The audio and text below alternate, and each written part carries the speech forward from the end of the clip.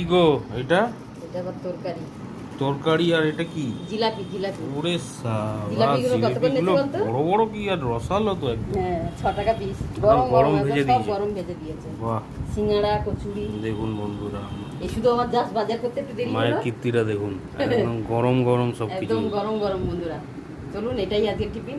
নাহলে আমার মটর ভেজানো আছে, কিন্তু সেই মটর আবার বিকেল করবো। কেন কি এত বাজার গুছাবো, রান্না করবো, আমার টাইম নেই। কেউ তাড়াতাড়ি সবজিটা খোলো, সবজিটা খুব জোর খিদে পেয়েছে, খেতে দাও। হুম। আর থাকা যাচ্ছে না, এত সুন্দর গন্ধ।